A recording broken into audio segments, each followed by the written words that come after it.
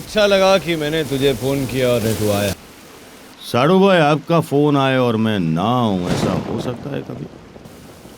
पर एक बात समझ में नहीं आई कि इतनी रात गए मुझे यहां क्यों बुलाया है।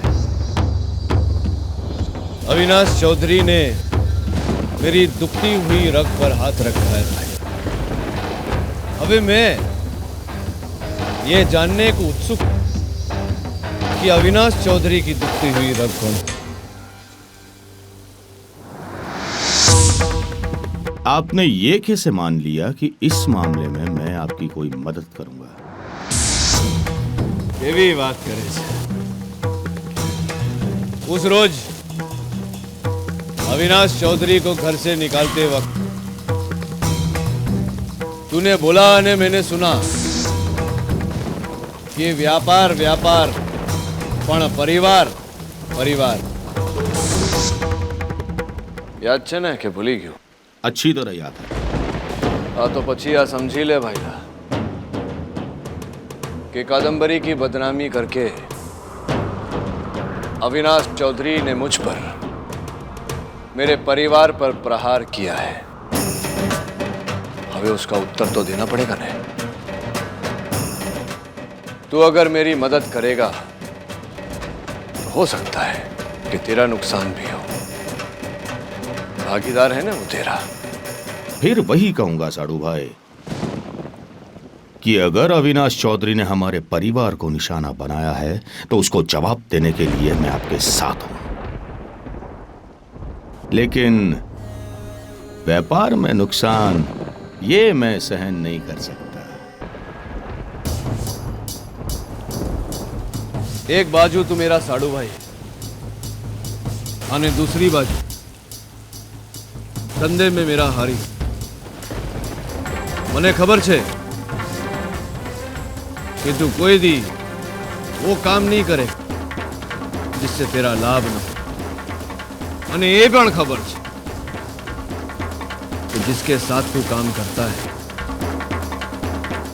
छोटी से छोटी जानकारी बरोबर छे। अविनाश की दुखती रग बताने में मेरे परिवार का फायदा है, लेकिन व्यापार में नुकसान, बिजनेस में भागीदार है वो मेरा, और उसका नुकसान यानी मेरा नुकसान। आप समझ रहे हो ना साड़ू भाई? महिला जितना सुरेखा तुझे समझती है ना, उससे कहीं ज्यादा मैं तुझे समझता हूं। तू मेरा काम करेगा तो मैं कभी तेरा नुकसान नहीं होगा।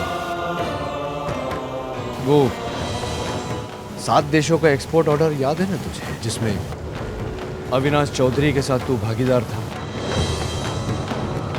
वो ऑर्डर अब मेरे पास है। उस ऑर्डर में मेरा नवा भागीदार तू है।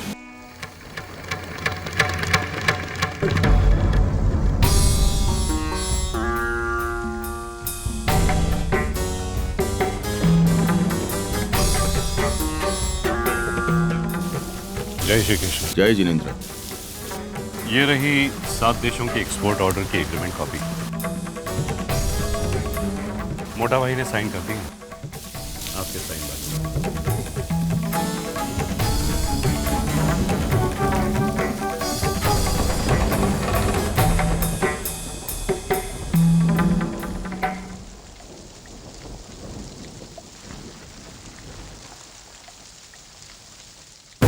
अबे बता, अविनाश चौधरी की वो दुखती हुई रग कौन सी है? अविनाश चौधरी का अपना घर। 7 देशों का ऑर्डर पूरा करने के लिए और आपको रेस में हराने के लिए अविनाश चौधरी को बहुत बड़ी रकम की जरूरत थी, और उसने अपने घर को गिरवी रख दिया। अब 7 देशों का ऑर्डर तो उसके पास है नहीं, और उसे अपने फाइनेंसर्स को यह रकम कल ही वापस लौटानी है। अगर उसने ये रकम नहीं लौटाई तो उसका घर नीलाम हो जाएगा।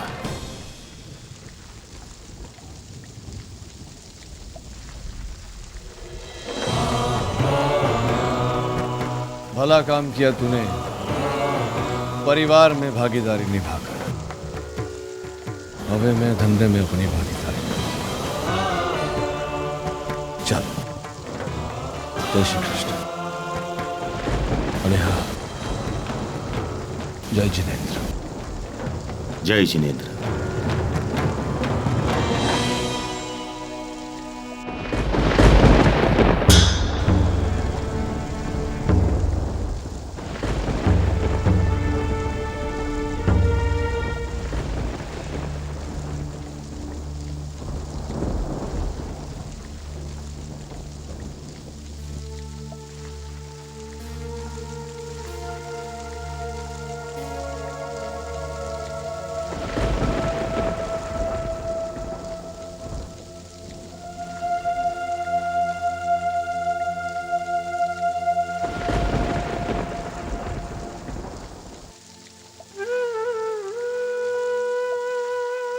क्यों बुलाया मुझे यहाँ? मैंने यहाँ तुम्हें ये बताने के लिए बुलाया था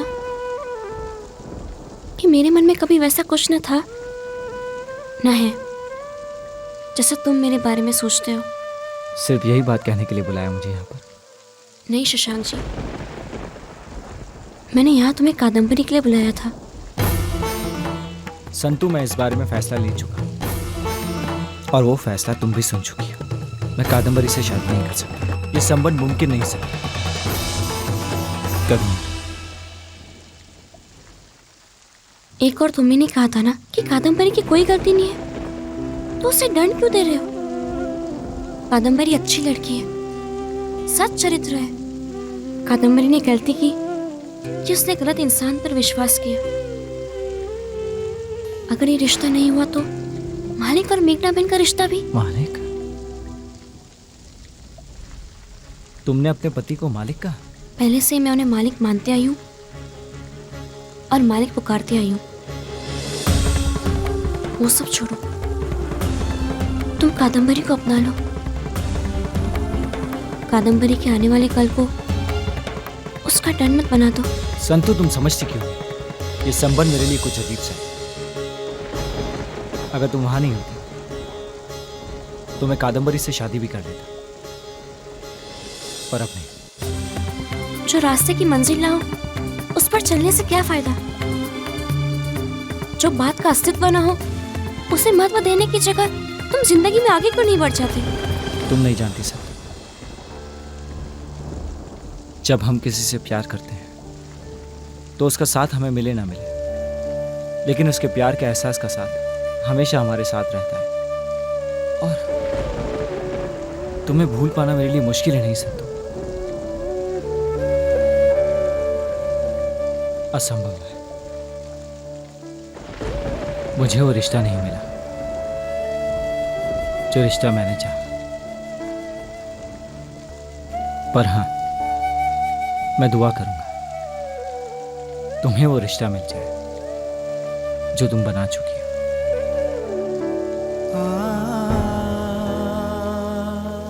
अब हमारे बीच कोई संबंध नहीं छूटेगा।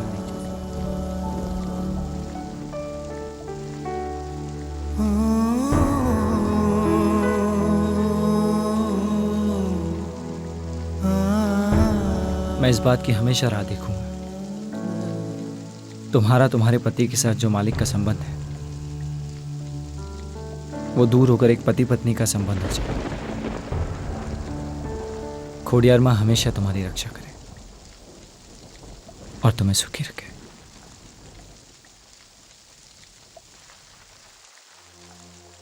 वक्त ये कैसे करवट बदला, हम ये समझ ना पाए। एक खुशी चाहिए थी लेकिन दर्द ही दर्द है पाए।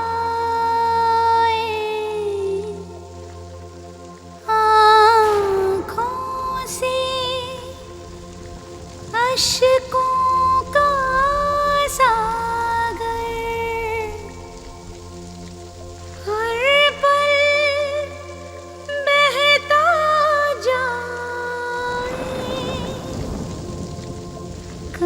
दुख की, कभी सुख की संग